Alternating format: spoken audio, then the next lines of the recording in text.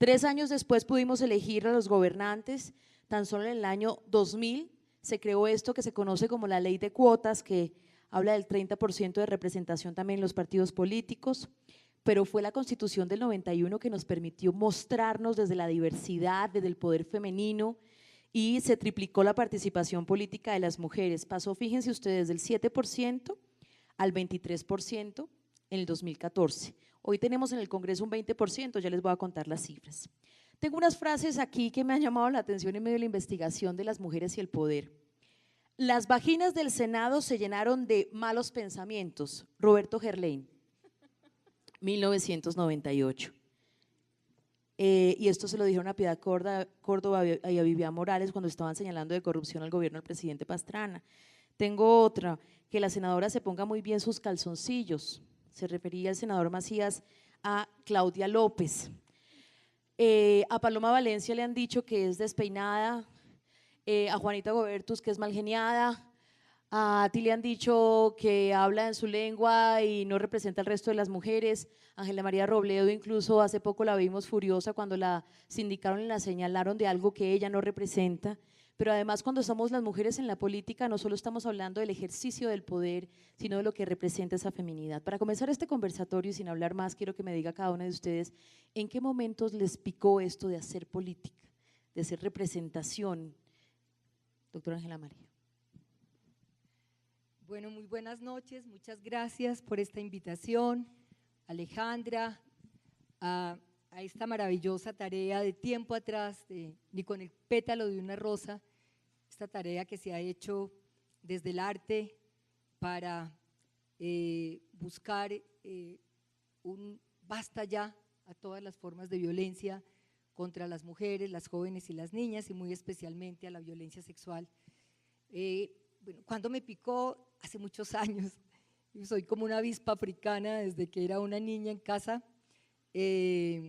siempre cuestionando las normas, el que hubiese ciertas restricciones a la vida, aun cuando me crié en un hogar manizaleño, nada tradicional. Mi madre salía, mi madre cantaba, a mi madre le encantaba la política y mi padre cuidaba y estaba allí. Y eso quizá fue el momento en el que yo sentí que había que hacer una tarea distinta.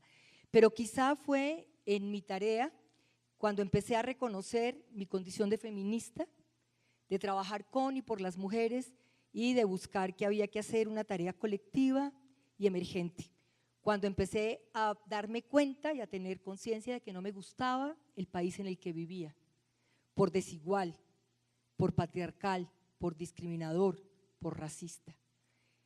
Por clasista, y creo que ahí fue cuando empecé a darme cuenta que había que hacer una tarea de largo aliento, y en esas estoy, revolucionando un poco la universidad cuando fui decana, cuando trabajé en la Restrepo Barco, desarrollando proyectos sociales con una perspectiva feminista clara, y ahora en el Congreso de la República. Creo que esa es como una tarea de proceso y todos los días conquistando un hecho cotidiano que es vivir en libertad y en igualdad. Muchas gracias. ¿Quién sigue? ¿A ti? A ti. Bueno, gracias Aleja por invitarme, o Mabel por la introducción que ha hecho. Hoy estamos más que en un escenario político hablando desde nuestras historias de vida, y yo quiero contarle un poco sobre cómo nos cruzan esas historias de vida para nosotros. 7 generaciones atrás y 7 generaciones adelante es parte de las historias de vida de la mujer. Entonces yo crecí en Yeurua con mi abuela y mi bisabuela, que son de la Nevada, de la Sierra Nevada, y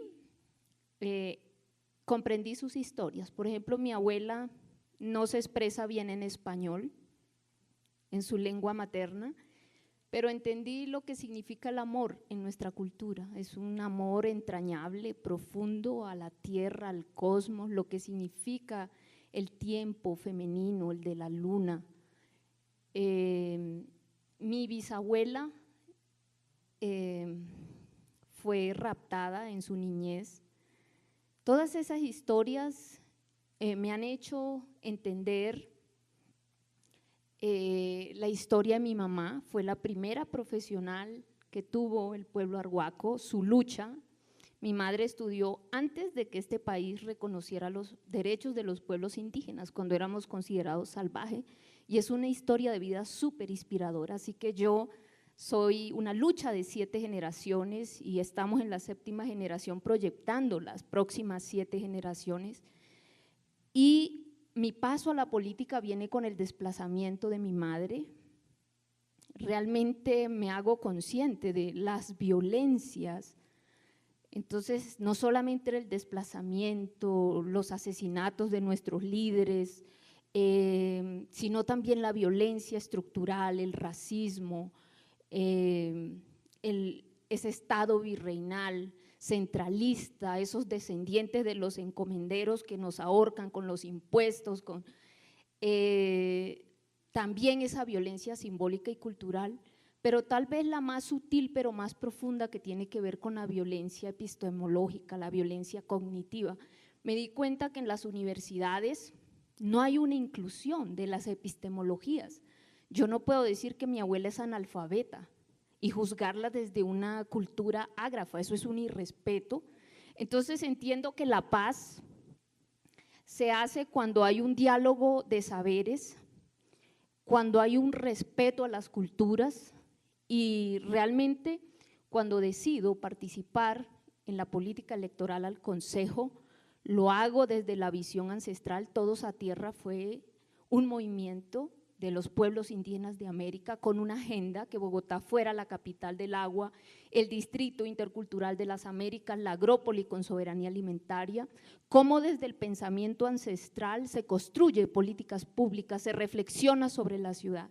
Encontré, por supuesto, que minimizan la agenda política de las mujeres indígenas, y realmente lo que me quedó pequeño fue los partidos que no comprendieron una visión del mundo socioecosistémica que supera el antropocentrismo, Sí. que supera el patriarcado, esa polarización ideológica, y por eso me parece tan importante mantener vigente la voz. Muchas gracias, Sati.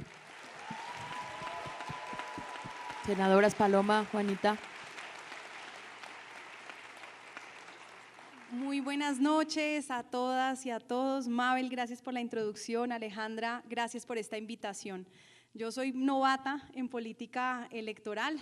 Hace poco más de un año, por invitación de Claudia López y Angélica Lozano, me le medí a este mundo muy distinto del que vengo, que es más la asesoría técnica, la academia, y tomé la decisión de dar el salto porque a pocos meses de haber perdido el plebiscito, ante la oportunidad de trabajar desde la política, sentí que no podíamos no aprovechar la oportunidad del fin de la guerra para trabajar por la construcción de paz, y que si yo podía poner un granito de arena desde la política para contribuir a ese proceso, pues estaba llamada a hacerlo. Desde muy chiquita, eso sí, me ha interesado lo público. Hace ya varios años sentí que si uno podía contribuir al bienestar de la ciudadanía, de los colombianos, y lo podía hacer desde las instituciones, pues había una satisfacción de llegar a la casa por las noches y no solo sentir que a uno le iba bien, sino que lo que uno hacía valía la pena para un sector más amplio de la ciudadanía, y que eso era un sentido de vida. Así que desde hace rato estoy en esa lógica del trabajo público, del servicio público, solo hasta ahora dando este paso a lo electoral, que siento que tiene enormes retos de los que hablaremos, pero también la oportunidad inmensa de ayudar a construir desde la transformación de la política. Gracias.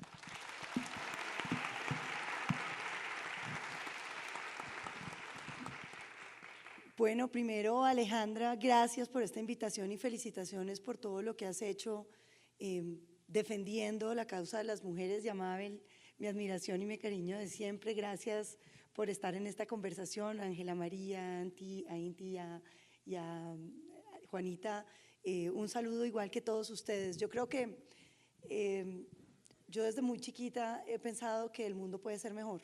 Yo me considero una convencida del ser humano, y creo que somos capaces de hacer un mundo mejor.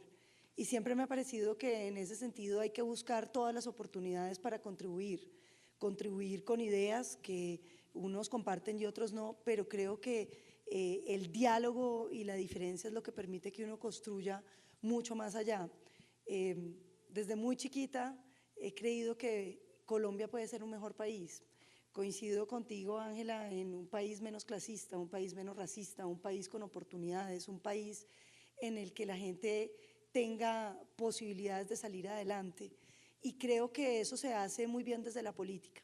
Y yo llegué a la política, digamos, siempre habiendo querido estar, porque vengo de una familia que ha estado en la política en diferentes orillas políticas, porque en mi casa ha habido comunistas, liberales, conservadores, gente sin partido, pero todos vinculados a la acción política. Y cuando tuve la oportunidad de que me ofrecieron estar en la lista del Centro Democrático, pensé, wow, es una enorme oportunidad. Yo venía de los medios, Mabel, donde te conocí, siempre tratando de discutir los temas, porque yo creo que parte de lo que le pasa a Colombia es que no somos capaces de entender que en medio de la diferencia todo el mundo quiere construir para que este país sea mejor, y que solamente en la medida en que logremos oírnos y ponernos de acuerdo sobre bases fundamentales vamos a poder avanzar.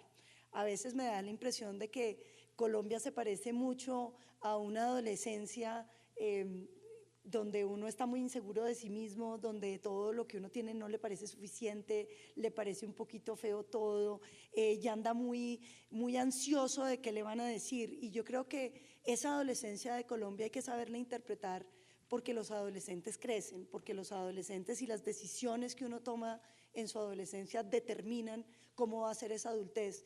Y por eso creo que para mí es emocionante todos los días estar en la política.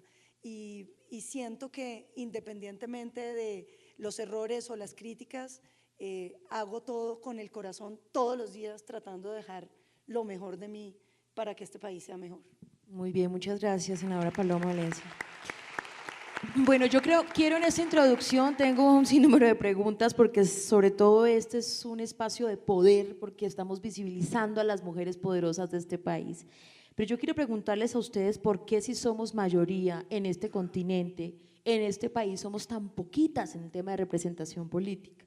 El 20% de las mujeres solamente está en el Congreso, es decir, de ese Congreso 100% el 20% son parte de las mujeres. 17% están en las asambleas departamentales, 18% en consejos municipales, 12% tan solo en alcaldías y 15% en gobernación. ¿Por qué más mujeres no se meten en esta carrera o cuáles son esas barreras que tienen para estar también allí en el espacio de la política y la representación, en desorden y como quieran? ¿Quién empieza? Juanita, sí. Bueno, un par de ideas que seguro entre todas iremos complementando. Lo primero es que es obvio, pues claro que enfrentamos una serie de barreras que tienen que ver en primer lugar con la economía del cuidado, con ser cuidadoras de las familias, de los hijos, en muchos escenarios incluso de esposos, en donde ese trabajo doméstico pues no se ve reflejado en no solo el salario, la carga laboral, sino en la manera en la cual tratamos luego de ingresar a la política. Entonces, a hoy que una mujer pueda llegar a las 8 de la noche, cuando usualmente hacemos reuniones políticas para congregar a distintos sectores que quieran unirse o para animar candidatos, pues no es extraño que la mayoría sean hombres, porque claro que las mujeres seguramente están en muchos escenarios de cuidado y porque como sociedad no hemos enfrentado suficientemente bien lo que significa que las mujeres tengan un espacio, digamos, para que puedan ir a este tipo de reuniones sin que pues tengan que coartar esa posibilidad porque están en otros escenarios. Lo segundo, porque no hemos tomado, creo yo, suficiente conciencia de que tenemos que cambiar las reglas del juego para que más mujeres puedan llegar. El semestre pasado con Ángela María defendimos tanto en comisión primera como en plenaria la posibilidad de incluir normas para tener listas paritarias al Congreso, para que no nos pase que hoy pues hay un deber de los partidos de que haya un 30% en las listas, 30% que no necesariamente se refleja en el orden de las listas y en donde muchas veces la práctica es que las mujeres entre comillas sean el relleno de la lista, no necesariamente ocupando los puestos más altos. Y recibimos los comentarios más infames de hombres diciéndonos eso significaría que en 4 años este Congreso sería 50% mujeres, son conscientes de lo que están aprobando y nos lo decían como que aterre, o sea, aterrados de la posibilidad de que eso fuera a ser cierto. Luego nos decían, imagínense ¿Qué tal si llamamos a las mujeres y no nos llegan mujeres? ¿Qué vamos a hacer?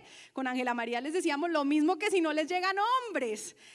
O sea, estar preparado para enfrentar lo que significa realmente sobrepasar esto desde un punto de vista normativo, institucional y de generar mecanismos para que las mujeres sí lleguen, pues es ahí una conversación muy difícil de tener. Con Ángela María nos abuchearon en la plenaria de la Cámara luego de que seguimos insistiendo en la importancia de estas normas. Sin importar ese abucheo, ahí estaremos y seguiremos defendiéndolo. Ángela María.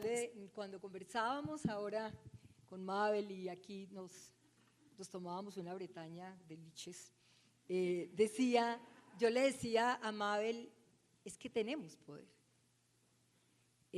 Para mí tener poder no es solo estar hoy en el Congreso de la República. El cuerpo es poder. Nuestra forma de pararnos en el mundo es poder. El reconocimiento de lo que dice Juanita, que tuvo mucho que ver con esa ruptura que se produjo en la revolución industrial, y es que el hogar es reproducción y el mundo laboral es producción, es uno de los elementos, digamos, que más ha afectado el considerar que no somos poderosas. Ustedes se imaginan un día donde no haya una mujer que se levante y que disponga el mundo a las 4 o 5 de la mañana. O sea, que ese poder del trabajo doméstico no estuviese ahí. Eso es poder, eso es poder. Tenemos una ley, eso es poder. Pero entonces la cultura, la traza capitalista nos ha hecho pensar que eso que se hace en casa no es poder, que somos unas mantenidas y que somos unas mantenidas que se justifica que nos dominen, que nos discriminen, que nos maltraten. Ese es el primer poder, Mabel, compañeras, que tenemos que reconocer. Ahí hay un poder, y atado incluso al mundo productivo, en Colombia hay una ley que, contabilizando en qué usamos, sobre todo las mujeres que somos las cuidadoras, el tiempo libre, eso significa que aportamos 124 billones de pesos, que si eso se contabilizara al Producto Interno Bruto sería el sector que más produce. Entonces, es lo primero que tenemos que hacer, reconocer que ahí hay un poder que producimos en la economía y que eso nos tiene que abrir caminos en un tema que es la representación política, que es muy importante, que hay que estar allí y que hay que lucharse, como dice Juanita, con acciones afirmativas, que se vayan rompiendo esos obstáculos, pero que tiene que ver también con una profunda transformación cultural de nosotras mismas, las mujeres, y es de otorgar el voto y la confianza cuando vamos al Congreso o al Consejo o a la Asamblea o a las alcaldías o a la presidencia, de que podemos. Y eso es una transformación que tenemos que hacer de mujer a mujer, porque ahí podemos estar con nuestras voces y podemos estar con nuestros requerimientos. Hay que hacer mucha tarea cultural, pero también hay que hacer una profunda transformación cultural para que las mujeres sintamos que tenemos poder.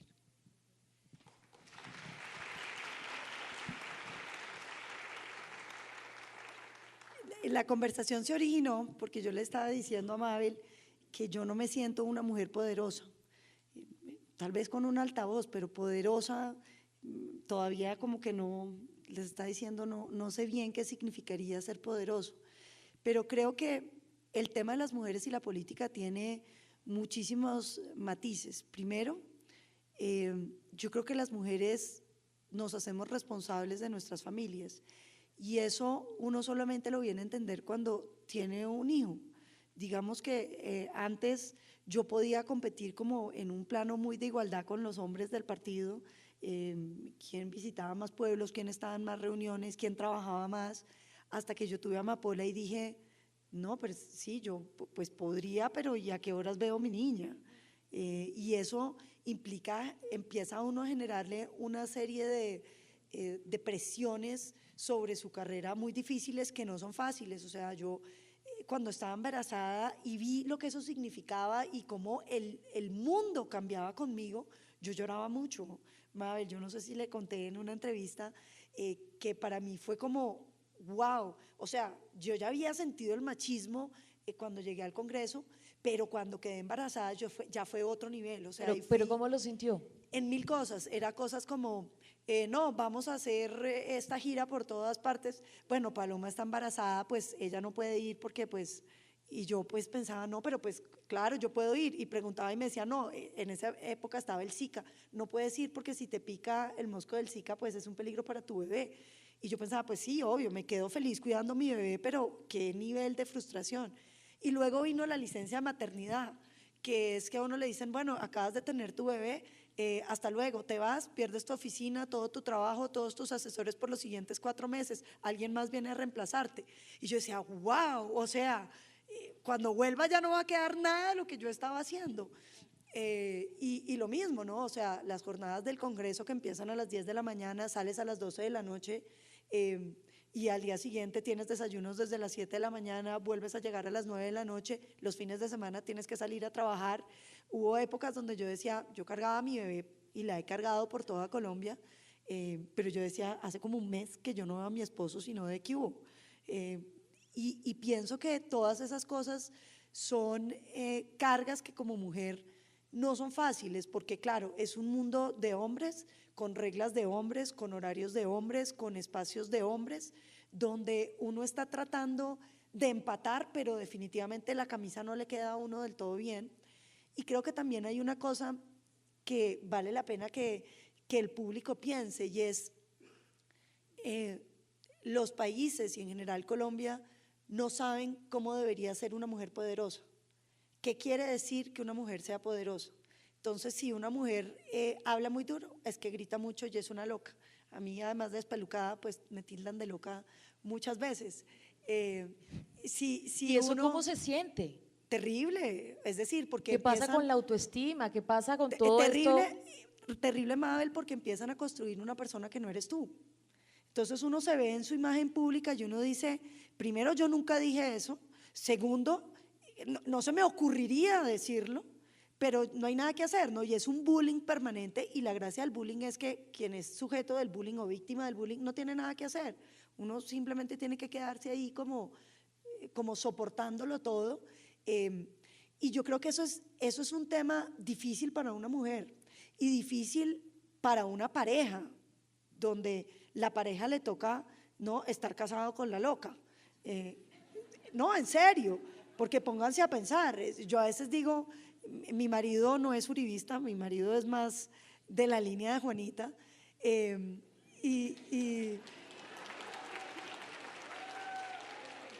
y para él yo a veces digo, wow, él todos los días debe llegar a la casa a ver con quién es que se casó, ¿no es cierto? Pues, caray, yo veo lo de los medios y digo, ¿él qué puede pensar?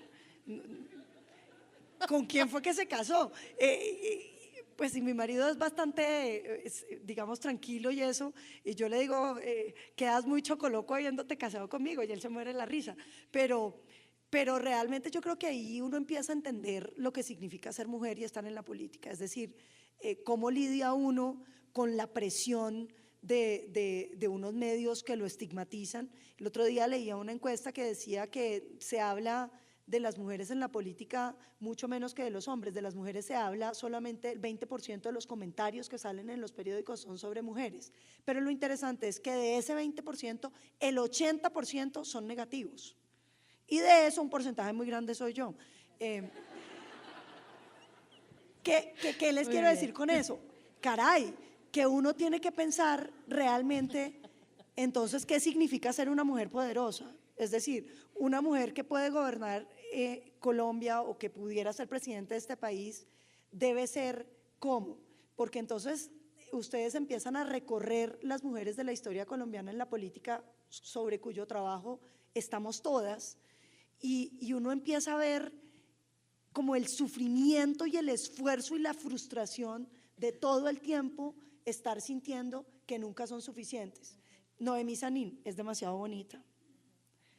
Marta Lucía regaña mucho y habla mucho. Clara López, no, es que no es muy arreglada. Sí, la una por muy arreglada y la otra porque no es arreglada. La una porque no habla mucho, la otra porque habla demasiado. Entonces nunca hay como un parámetro frente a qué significa una mujer que gobierne. Sí, ya a ti voy a dejarle opinar porque quiero que hablemos sobre esos espacios de micromachismo y lo comentamos ahora. Yo solo quisiera decirle algo Sí. a Paloma respecto al poder. Para mí un primer poder de la mujer es poder decidir sobre su cuerpo, decidir si quiere o no tener un hijo, decidir si puede o no abortar. Para mí eso es un espacio de poder de las mujeres. Bueno, yo quiero hablar de los micromachismos. Quiero hablar, por ejemplo, y lo comentamos cuando nos reunimos hace un instante, de esas frases tan duras cuando una mujer habla fuerte, es que es una gritona, es que es una histérica, es que no se la comieron bien anoche, es que tiene la regla. Esas son las explicaciones que tienen muchos para justificar o para señalar a una mujer cuando tiene vehemencia al hablar y más en la política. A ti usted no ha hablado, ¿a usted le ha pasado eso? ¿Le han señalado de esa manera o Juanita? Bueno, además de compartir lo que han expresado todas, yo fui formada en C. C es la visión de la Sierra Nevada, C en Zarizano es el camino del ser. Ser mujer es un camino.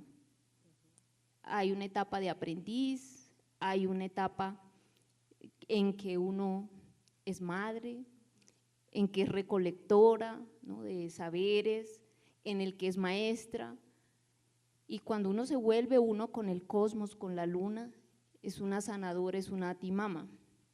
En ese camino tengo que decir, la mujer representa la tierra, representa un tiempo. Nosotras escuchamos la tierra. Cada dupo es el lugar donde escuchamos la tierra, es decir, existe una comunicación consciente en mi cultura con la tierra.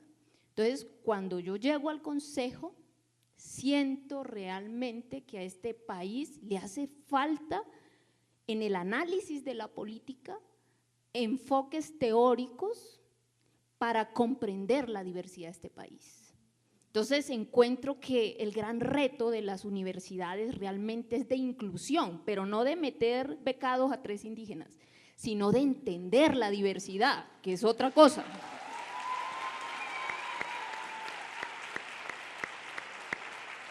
Entonces, claro, es muy sutil, pero por ejemplo, para mí, con mucho respeto lo tengo que decir, muchos políticos se van a Harvard y vienen a hacer harvaridades. No conocen este país. Necesitamos reconocer los saberes. Entonces yo soy una mujer que viene del campo. Por supuesto, yo leo el Plan de Ordenamiento Territorial de Bogotá y no encuentro la palabra aire y me sorprendo.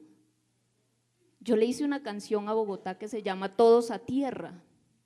Construí un vínculo que no es solo mío, es de mi pueblo. Nosotros cuando no habían trenes ni aviones veníamos aquí a honrar las lagunas, 3 meses y medio.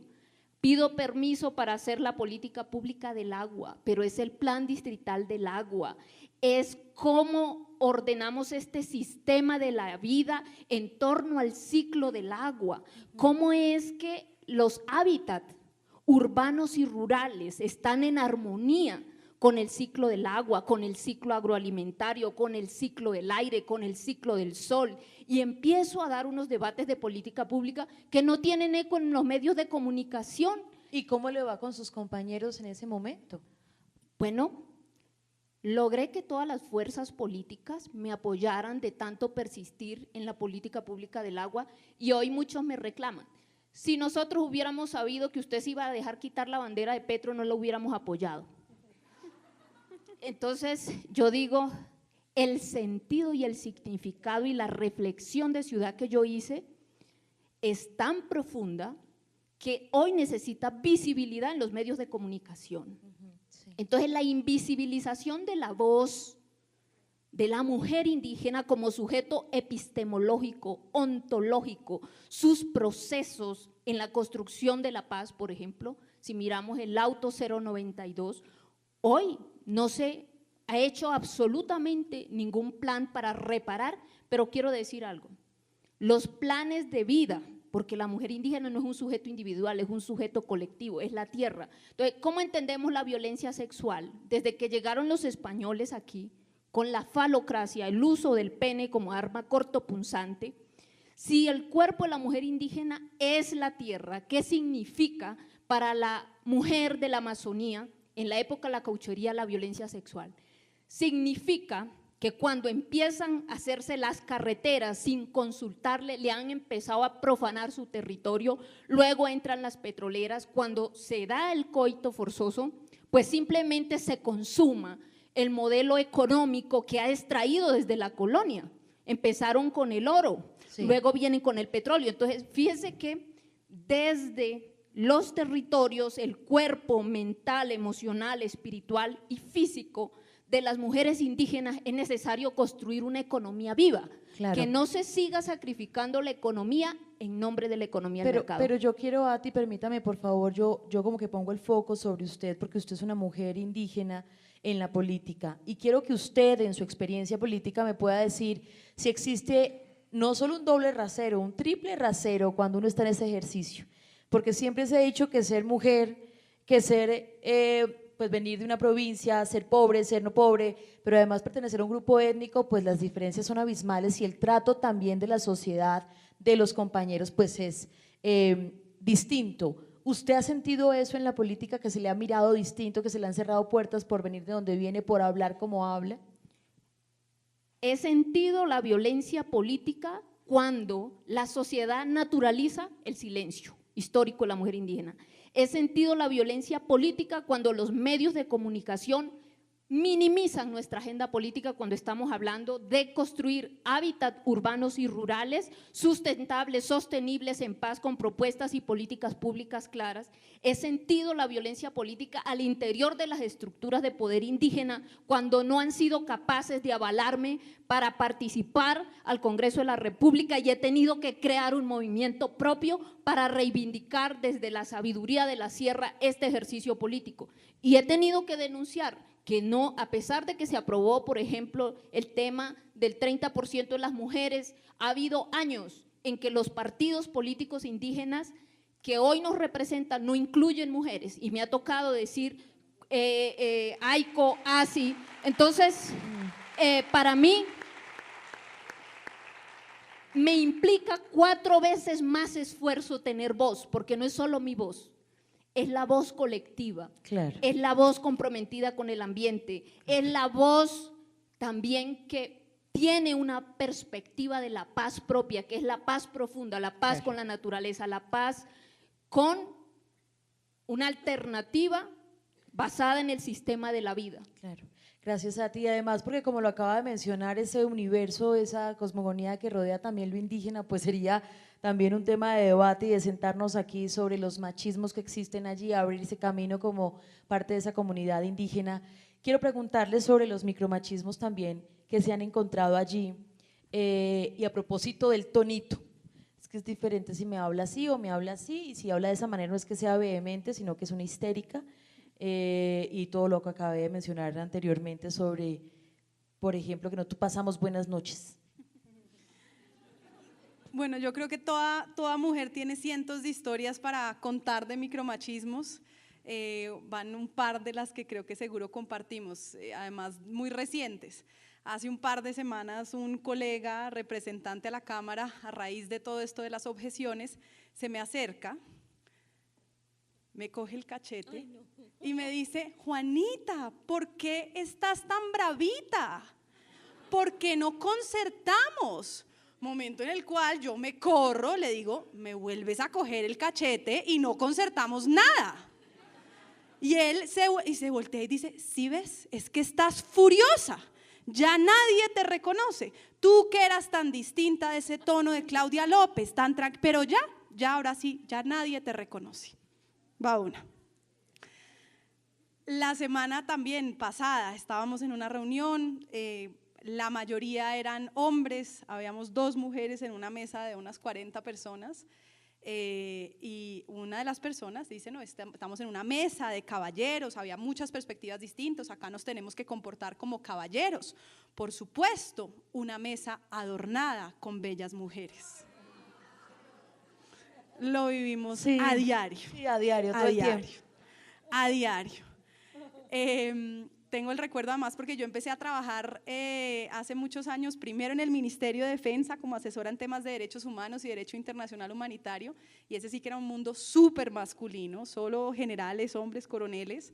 Yo era además mucho más joven, muy chiquita, me acuerdo que en varias de las reuniones que había sobre una visión estratégica de justamente que la victoria era la paz, que la victoria y a lo que le apostaban los militares era lograr la paz.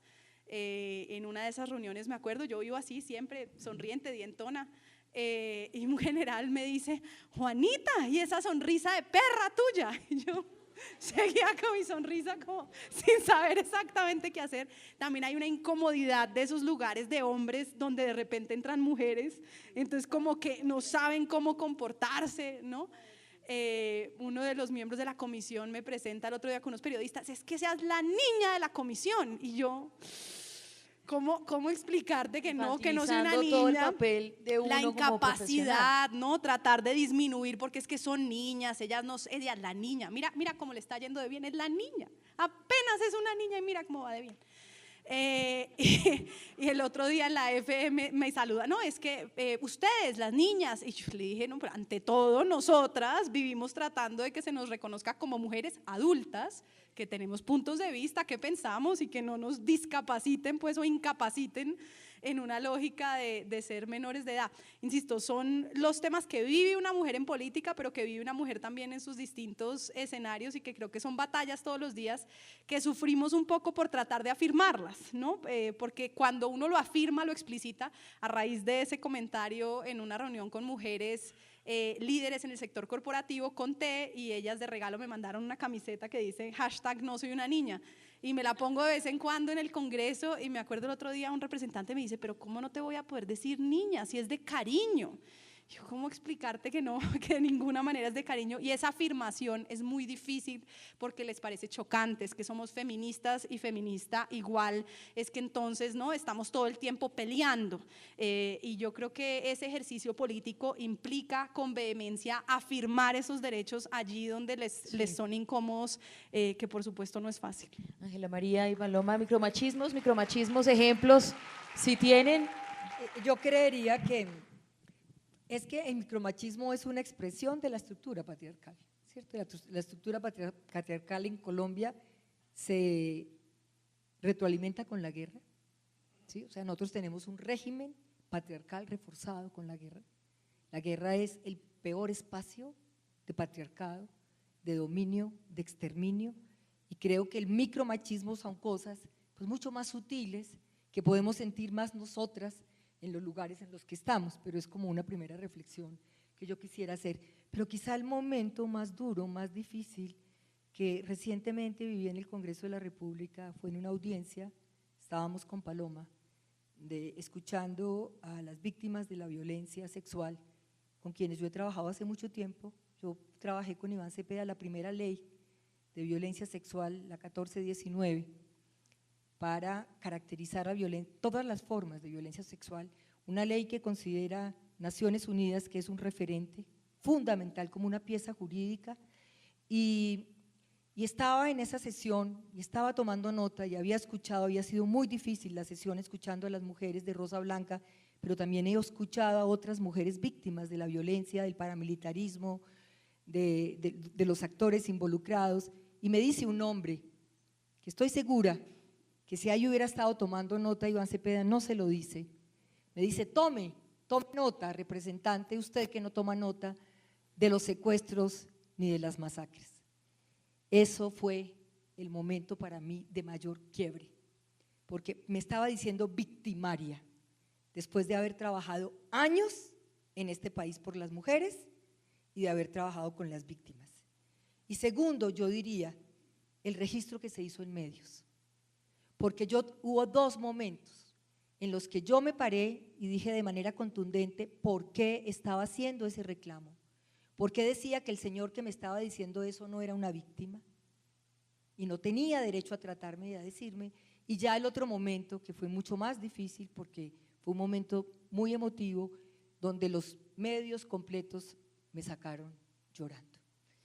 Y yo lloré, pero, y lo reconozco, lloré porque me quebré, que me dijeran victimaria después de haber sido una mujer de paz, que es lo que he hecho en ese Congreso de la República. Pero me parece a mí que los medios pudieron haber puesto mi intervención cuando argumenté por qué no era una victimaria y no haber escogido el momento de mayor debilidad. Entonces yo soy una mujer fuerte, vehemente, me tratarán de… O sea, ustedes se imaginan, yo soy una mujer de izquierda, soy una mujer feminista, soy una mujer adulta y soy una mujer manizaleña. ¿Ustedes se imaginan esa combinación? Eso soy yo, soy rarísima, pero eso soy yo. Pero que hubieran escogido los medios, hizo una reflexión de haber, digamos, tomado ese momento como el momento en el que lloré, porque me sentí quebrada. Yo siento que es una práctica absolutamente, no de micromachismo, de macromachismo de los medios de comunicación, de muchos, no de todos. Muy bien, y yo sí quiero que hablemos de caerse, de ser frágil, de ser vulnerables, de ser sensibles. ¿Qué tiene de malo? ¿Por qué se nos castiga tanto llorar, decir que estamos cansadas? ¿Por qué nos exigimos tanto? ¿Ustedes cómo lo viven en el día a día? Yo diría, Mabel, que yo coincido, a uno le toca hacer el doble. El otro día alguien me decía, no, Paloma, es que si tú fueras hombre. Entonces yo pensé, wow, o sea, pues se me sale de las manos ese problema. Sí, pues no lo tenía planeado. Y fue un comentario muy sincero de una persona que realmente me quiere, como, sí, o sea, sí, o sea, buenísimo, pero pues, caray, ¿qué hacemos con que tú seas mujer? Y por ejemplo, hablando con Noemí Sanín, ella me decía, yo perdí la presidencia el día que me desmayé en Cartagena, porque ahí dijeron, mire lo que son las mujeres, es que no aguantan el trabajo, no aguantan la presión. ¿Qué país va a querer una mujer que se desmaya?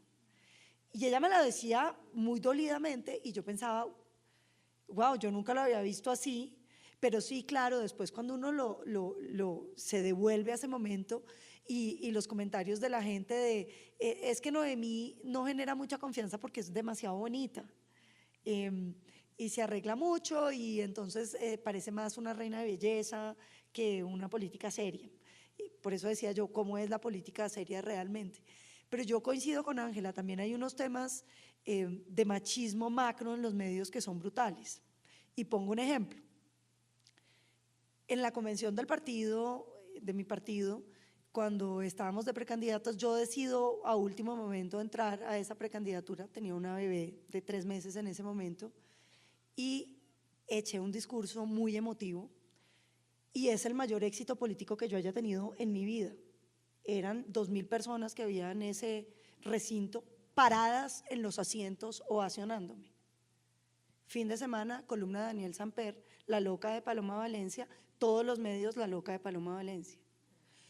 Yo decía, wow, o sea, el mayor éxito de mi vida, creo que todavía no he tenido uno igual, porque realmente ustedes no saben lo que es un auditorio de 2.000 personas parada ovacionándote en un momento súper efusivo y que luego eso se me volviera la tragedia de que yo era una loca. Y creo que eso que dice Ángela, de qué es lo que les cogen mostrarle a las mujeres, o que decía Anticriado, que tiene toda la razón. A uno solo le sacan el momento donde está peleando. Todos los debates que uno ha hecho importantes, esos nunca se los sacan a los hombres. Todas las propuestas importantes que uno logró meter en las leyes, jamás las mencionan, esas se las pasan a los hombres. Uno solamente sale en la televisión y en los medios cuando está en la pelea. De resto no se puede salir, como si no hiciera nada más y fuera el único momento.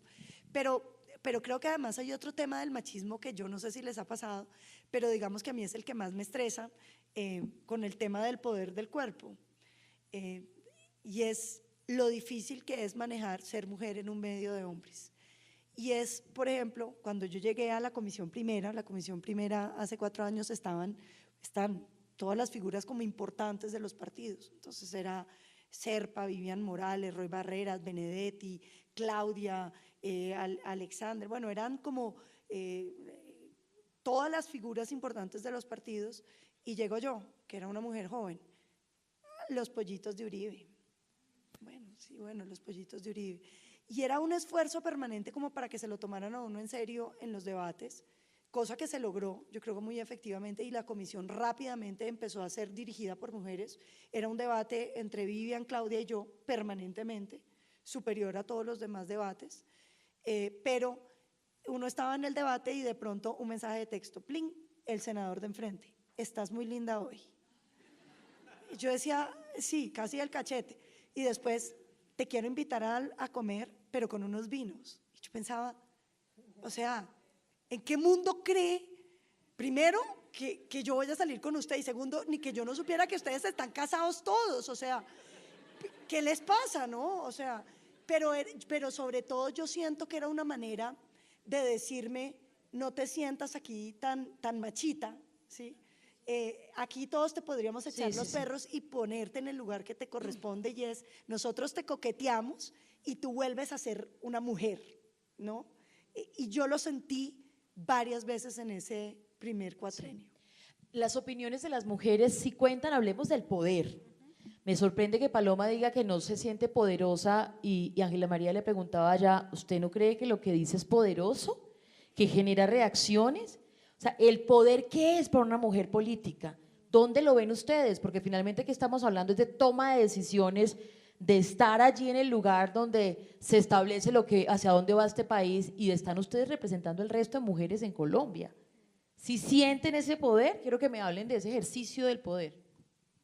A ti. Bueno, pero creo que yo no respondí la anterior pregunta, yo solo quisiera contar una anécdota. La primera noticia, el día que fui electa concejal, es: usted no tiene la edad para ser concejal. Y empieza una batalla, me demanda un compañero que seguía en orden de votación, Wilson Duarte, y empieza como toda esa moral occidental que siempre termina entre las piernas de una mujer. Para mí fue muy duro porque yo nunca esperé que un paso tan importante tuviera que afrontar tantas dificultades. Demostrar que en mi cultura las mujeres adquieren con la menarquia la mayoría de edad. Claro. El ICANN, poner la tutela en la Corte Constitucional, el Consejo de Estado se alió con Wilson Duarte, contrató a un exconsejero de Estado y fallaron en mi contra. La Corte Constitucional dijo no, ella se inscribió, la aceptaron, ya la eligieron, este es un perjuicio irremediable, devuélvanla. Después hubo choque de trenes, al final nadie respondió, yo tuve que volverme a hacer elegir y entendí los retos y los desafíos que tiene el Estado para responder a la diversidad cultural. Entonces, ¿qué me decían algunos periodistas? ¿Y usted por qué no es concejal más bien allá como de Santa Marta, de un municipio? ¿Por qué Bogotá? ¿Qué tiene que ver la sierra con Bogotá? ¿No? Vaya allá más bien. ¿Cómo va usted a pretender que le respetemos aquí esos argumentos? Usted aquí respeta la ley. Y yo decía, ¿usted cómo se sentía? Bueno, yo recuerdo que en ese momento tan difícil vino el Mamo Yarey Macú, que era un anciano que tenía una cara de roca así con mambeando ayo, y me dijo un poco, son hermanitos menores, tienes que tenerles paciencia. Nada que hacer. Tu misión en este país es educar a esta gente irrespetuosa. Irrespetuosa. Irrespetuosa. ¿A ti usted se siente poderosa? Empoderada. Empoderada, me dice. Empoderada de la tierra, empoderada de la luna, empoderada del mar. Nuestra palabra no viene solo de la razón, viene del sentir, viene de la matriz. Por eso hay diferentes clases de palabra en mi cultura. Gacanamo es como hablar mierda, ¿no? Kunsamu es una palabra que se ha cultivado en diálogo con la tierra, con los demás. Entonces, tal vez el paso más importante para mí no solamente fue que 13,000 personas me dieran su voto de confianza, tener la oportunidad de hacer políticas públicas, sino también tener la legitimidad, que los mamos se sintieran representados y decir, es tiempo, es femenino, este tiempo es de la tierra y las mujeres son importantes en este tiempo. Qué bello eso, ¿ah? Doctora Ángela María, si hay un poder femenino en el Congreso, es decir, usted se siente una mujer poderosa, que sus palabras cuentan, que su voz vale. Yo creo que sí hay un poder, en este momento hay un poder femenino en el Congreso, no solo por las palabras, yo creo que hemos ido logrando poco a poco, y lo comentábamos también, sumarnos a un grupo de hombres aliados que han acompañado muchas de las iniciativas que hemos tramitado en el Congreso de la República. Un elemento de poder, y tú preguntas, ¿cuándo se puede sentir uno con poder? Yo no sé si poderosa, pero con poder es cuando tramitas una ley en la que crees profundamente, o un conjunto de leyes que te exigen aplicarte hasta lo más profundo en tus argumentos, en tu trabajo, en tu capacidad de convicción, en tus emociones, y ese proyecto sale adelante. Ese para mí es un momento donde tú sientes un poder, y el Congreso, yo pienso que el Congreso lo ha venido sintiendo, y creo que hay en este momento en el Congreso cuando dicen, pero ¿cómo el 50? No sé, yo creo que se está sintiendo ese poder en el Congreso, y es un poder transformador, porque a pesar de que somos mujeres muy distintas, como las que estamos aquí, como cuando nos sentamos a conversar con Paloma, nos encontramos en el baño de las comisiones y hablamos, a pesar de estar en lugares tan distintos, un poder que tenemos es no haber tomado un arma para defender nuestra palabra. Un poder que tenemos hoy muchas mujeres en el Congreso es estar haciendo la política desde la palabra, y un poder que tenemos, digo yo, es haber entendido que este país y que los guerrilleros de las FARC entregaron las armas y quieren y necesitan nuestro apoyo, y haber estado allí con Victoria y con Sandra como mujeres exguerrilleras, con una voluntad enorme de mostrar que quieren contribuir a transformar este país. Ahí hay momentos de poder, diría yo. Yo creo que eso es entonces, cuando sales a la calle, oí a Paloma y la ovación, ese momento fue un momento poderoso, Paloma, de tu discurso, pero cuando sales a la calle, vean, el 8 de marzo, la marcha de las mujeres de Antorchas fue un momento de un poder colectivo maravilloso. Hacía años no salíamos en Bogotá a la marcha por las mujeres el 8 de marzo. Nos metimos por el barrio Santa Fe. Íbamos cientos de mujeres de todas las generaciones. Ese fue un momento poderoso, sí, un momento poderoso de transformación. Entonces diría, esos son momentos que se te devuelven para decir, aquí estamos poco a poco transformando este país. Y pasa, al menos para mí, ese momento de poder de frenar la guerra en Colombia.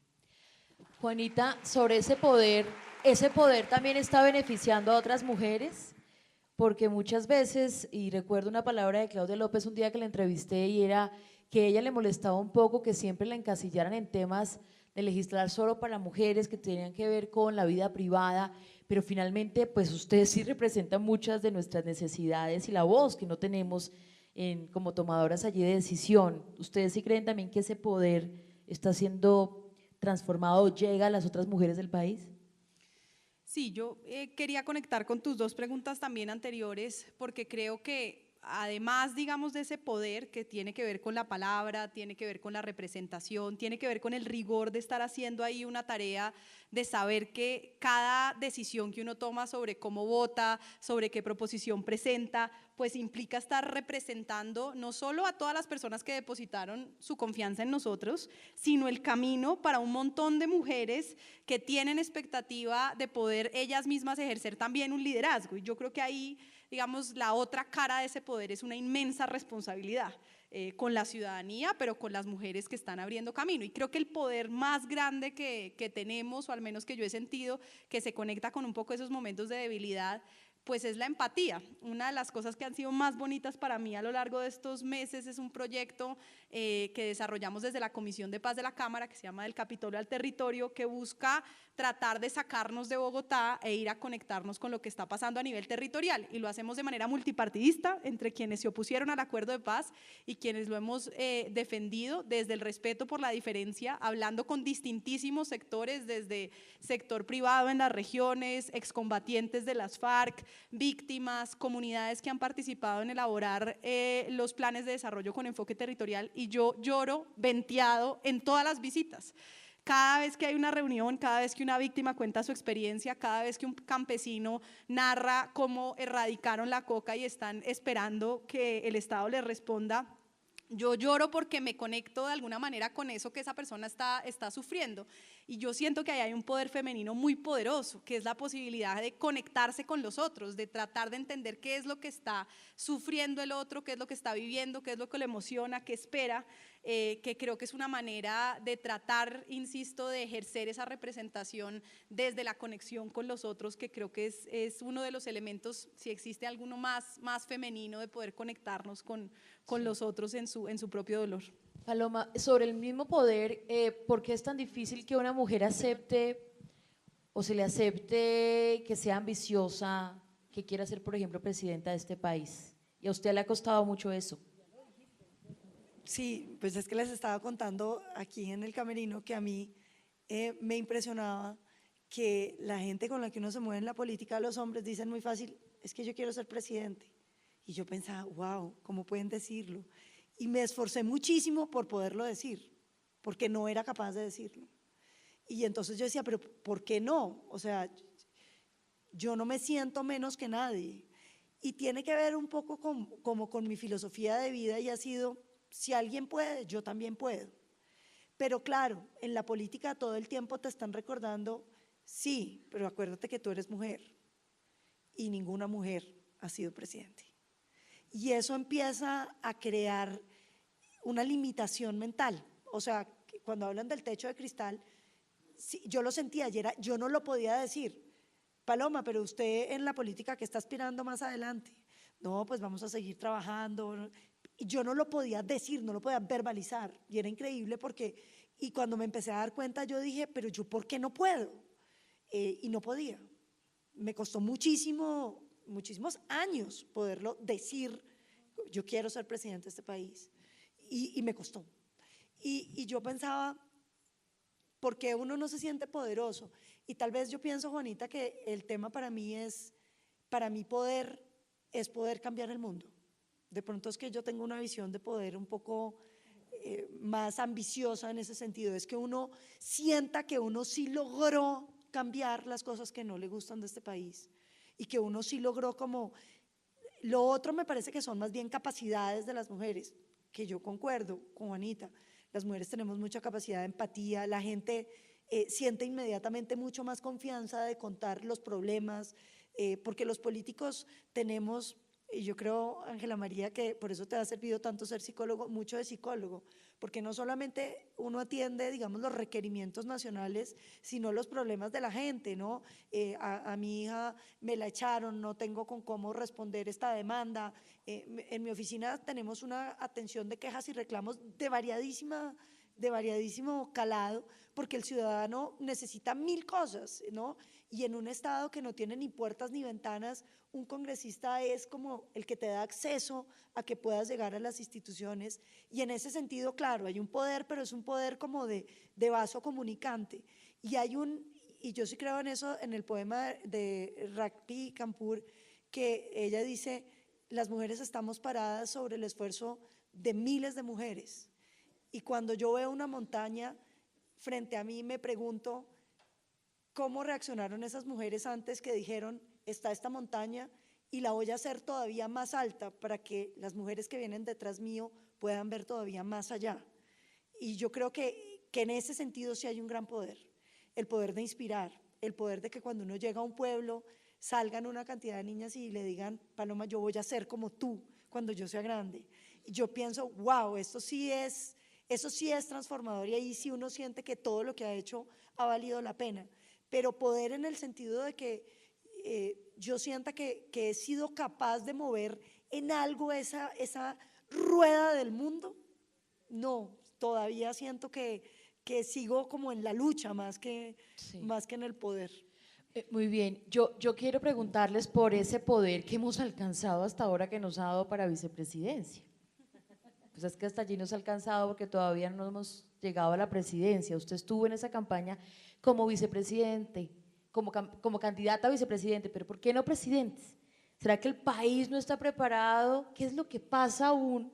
Hillary Clinton no logró, no ha podido ser, pero está Theresa May y está una cantidad de mujeres en el mundo desarrollado que están haciendo cosas, pero Colombia, ¿qué?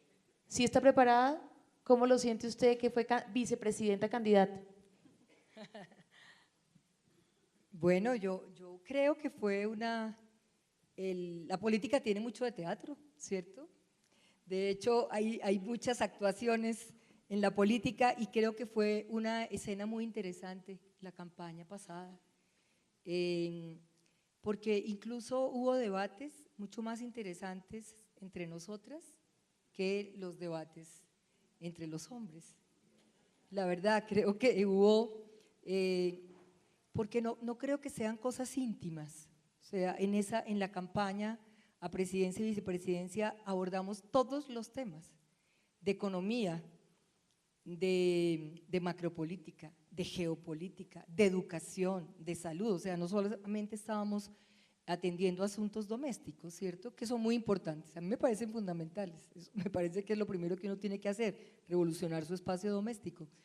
Y nunca me pregunté yo por qué no era la candidata y Gustavo Petro mi fórmula, nunca me lo pregunté, entre otras porque yo no hice nada para llegar allá, ¿sí? A mí me llamó Gustavo Petro por 8 años de trabajo en el Congreso de la República, por haber visto un desempeño contra viento y marea y por haber apoyado decisivamente el tema de la paz, por nada más. No era un mérito, diría yo, de su momento, era un ejercicio de trabajo.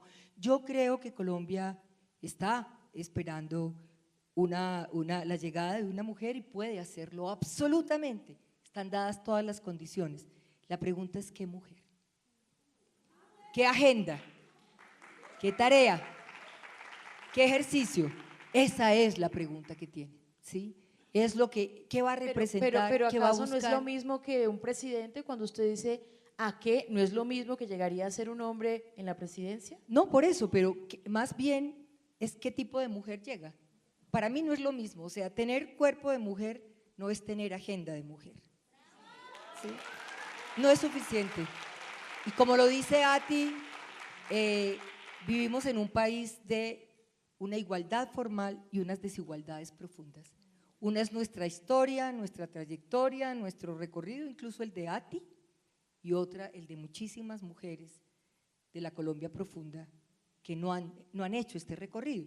Entonces, para decirte, yo creo que esa fue una primera escena, fue muy interesante, los debates fueron muy valiosos, fueron absolutamente argumentativos para demostrar que podemos manejar emociones y argumentos y Colombia está preparada, creo yo, para tener una mujer presidenta.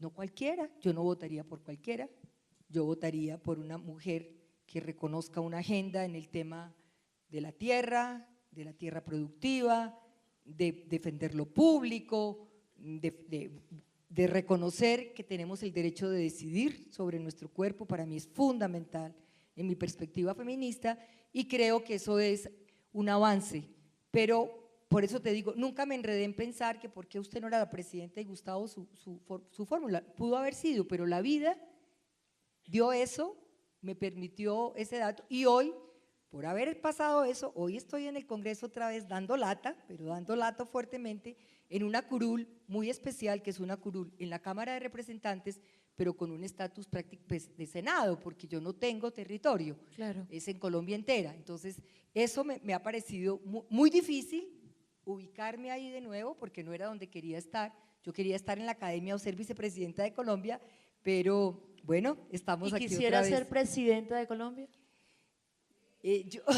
Yo, a diferencia de Paloma, yo creo que ya la trayectoria en el mundo de lo público, para mí, cumplo estos 3 años en el Congreso y quisiera ojalá por allá encontrar un seminario en la academia y recorrer esta Colombia y trabajar con las víctimas, con las mujeres víctimas, que es donde he encontrado un poder Doctora de Ángela renacer y María, no me reinventarse respondió. maravillosamente.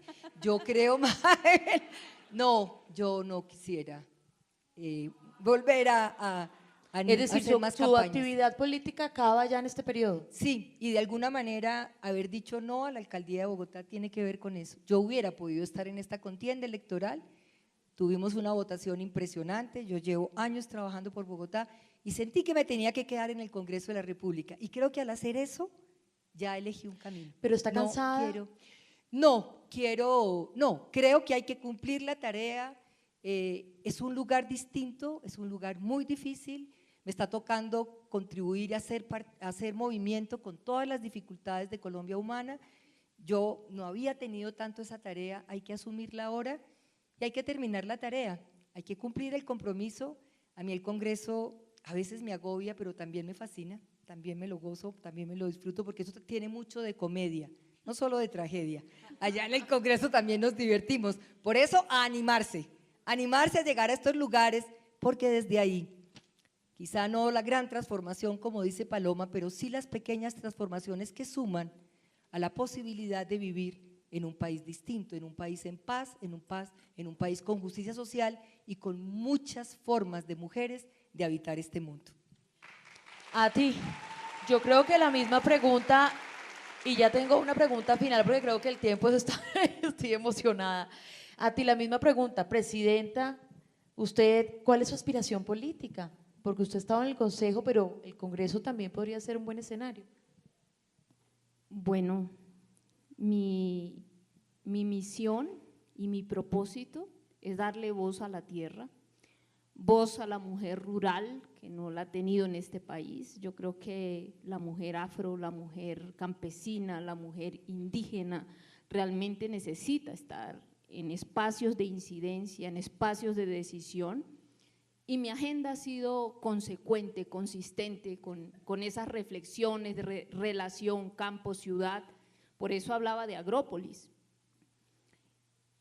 Y no me quiero saltar la pregunta del poder, porque yo quiero hablar del poder de la visión.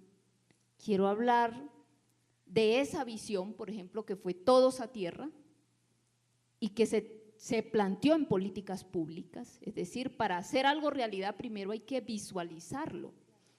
El poder del círculo plantea un nuevo liderazgo. No se trata de cambiar de sujeto, se trata de transformar la manera como hacemos las cosas, la política.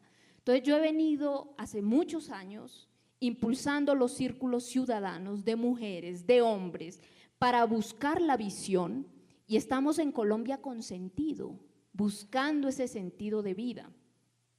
Ese liderazgo femenino, en el centro está el agua, que no tiene ideología, religión, que nos calma la sed a todos por igual, está la tierra que nos sustenta, está el aire que respiramos, sí, los bienes comunes. Entonces, digamos que este es un horizonte transformativo de largo plazo que no solamente es el ejercicio de la acción pública desde el Estado, sino personal, en mi familia, como sujeto comunitario, y creo que este país, para reconstruir su tejido social y construir la paz, necesita sujetos colectivos, y es ahí donde considero un baluarte el aporte que nuestras culturas de paz le pueden hacer al país, porque nuestra agenda de paz no arranca con los diálogos, arranca desde una cultura que tiene siglos, es decir, de una matriz cultural distinta. Entonces, ¿qué quiero decir? Colombia con sentido hoy es un horizonte transformativo de largo aliento que pasa por un proceso político, que pasa por una transformación cultural, por Sí. otra economía.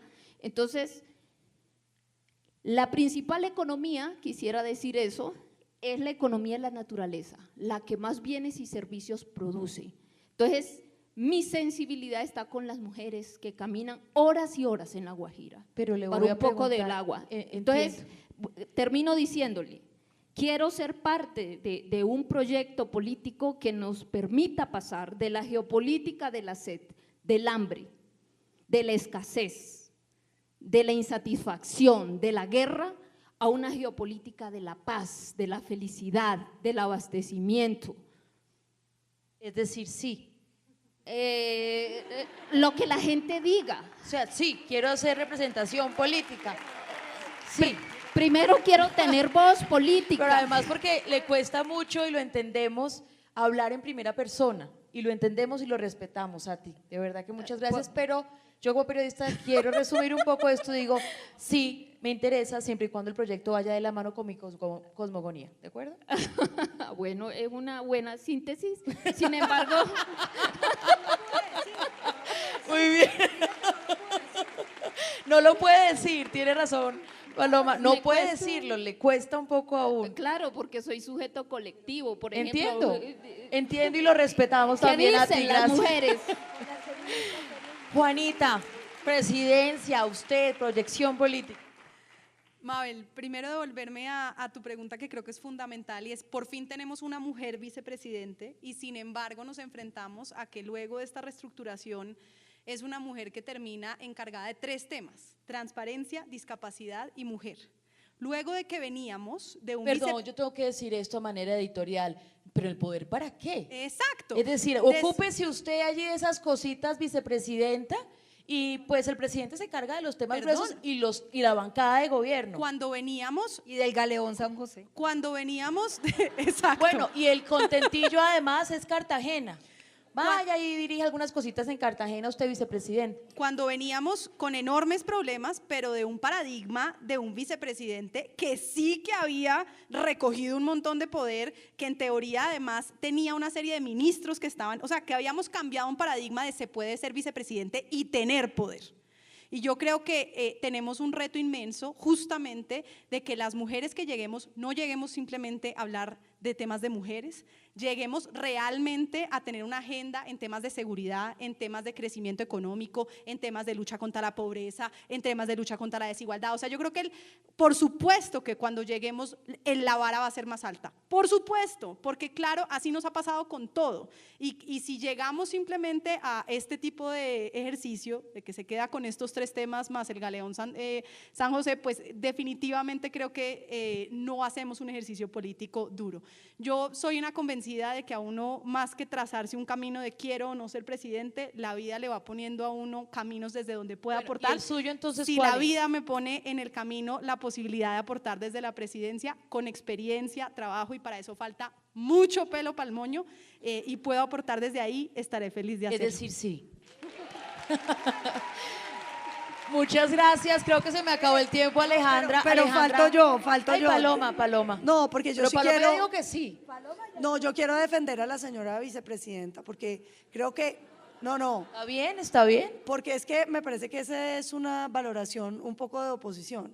La señora vicepresidenta tiene el Ministerio de Transporte. La señora vicepresidenta está encargada de todo lo del acuerdo de paz. La señora vicepresidenta… Perdón, yo creo que todo lo contrario.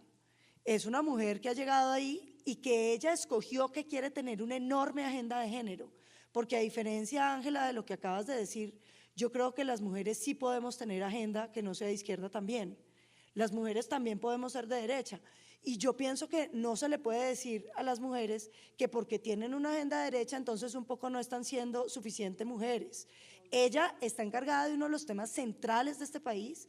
La ministra de Transporte es de la línea de Marta Lucía Ramírez. El doctor Archila, que es el encargado de todo lo de paz, es de la línea de Marta Lucía. Marta Lucía ha tomado los temas de corrupción, que tal vez son una de las grandes batallas que tiene que dar este país como para minimizarlo, y ha decidido tomar la agenda de familia, de mujeres y de niños, porque yo creo que no hay nada más urgente en este país que poder rescatar la familia. Rescatar la familia significa que estamos en crisis, y ustedes dirán, pero ¿cómo así la familia? No, es que los niños de Colombia cada hora, 2 niños están siendo violados en sus casas. Es que cada hora, cada día, 6 mujeres están siendo violentadas en sus casas. Entonces, hablar de la familia un poco lo vuelven como, ay sí, un tema súper de mujer, cuando tal vez no hay ningún tema en este país que, si se quiere hablar de construcción de paz, de construcción de ciudadanía, de construcción de sociedad, pase más cerca que tratar de sanear una familia donde los niños y las mujeres hoy son violentados sexualmente y violentamente. Yo creo que esa es una agenda importante, y menospreciarla me parece muy injusto con el tema de la familia y con las mujeres. Bueno, muchas gracias. Como pueden darse cuenta, pudimos conversar desde diferentísimas orillas políticas. Creo que esto es un ejercicio de poder visibilizar a las mujeres que toman decisiones en nuestro país, que están allí en nuestra representatividad. Gracias, senadora Paloma, Juanita, gracias a ti, gracias, doctora Robledo, gracias a ustedes por acompañarnos. Alejandra, y gracias por este ejercicio. No, Perdón, ¿me permiten Por supuesto, redondear? Yo quisiera decir que tenemos que trascender el paradigma antropocéntrico, es decir, el ser humano como epicentro de todo. Quiero abogar por todos los seres y especies de la tierra, es decir, invitarlas a todas, de derecha, de izquierda, de centro, de todas las expresiones, a que construyamos nuestros hábitats urbanos y rurales desde una perspectiva socioecosistémica. Para mí la mayor dificultad es que me traten de encasillar, si eres de derecha, si eres de izquierda, no te puedes acercar a un lado porque eres de izquierda. No, la Sierra Nevada tiene voz propia, tiene su propia agenda de paz.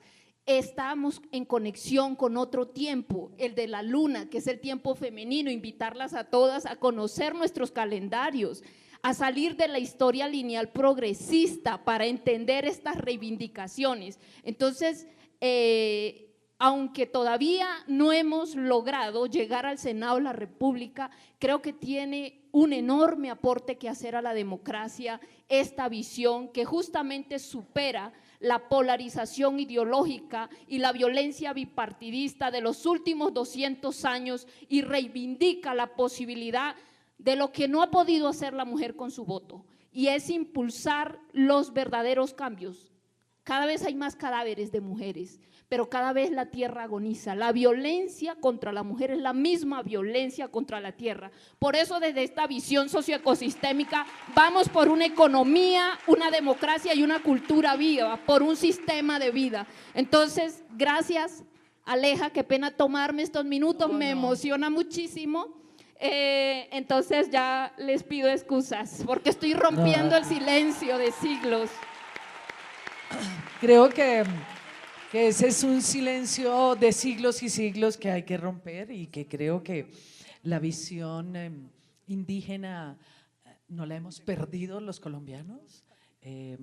Aquí cuando oigo diálogos en lengua y que nosotros no tenemos ni idea qué se está diciendo, da una gran tristeza saber que hablamos inglés, francés, cualquier idioma, menos nuestras propias lenguas. Así que hay mucho que aprender, de los indígenas y de la visión indigenista, porque tiene toda la razón.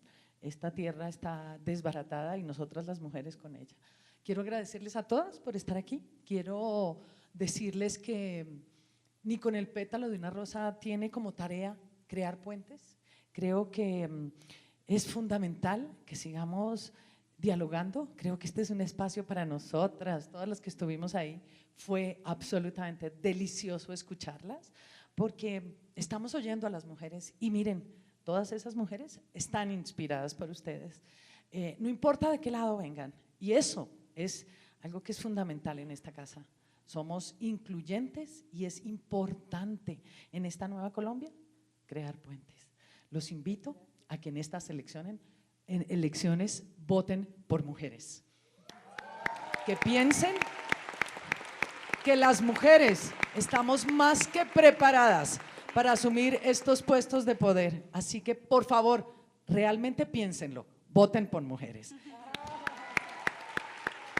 Y quiero, para terminar, entregarles un detalle que siempre entregamos aquí todas nosotras. Ustedes son mujeres que inspiran a mujeres y queremos darles un detallito.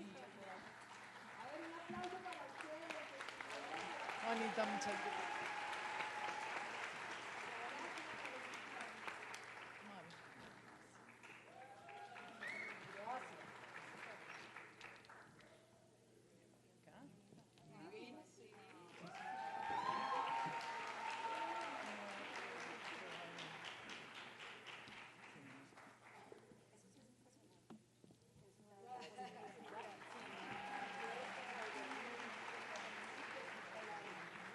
A ustedes, muchísimas gracias por venir. Seguiremos haciendo conversatorios con mujeres poderosas y este espacio es un espacio para hombres y mujeres y para todos ustedes están en esta casa que es su casa. Muchísimas gracias.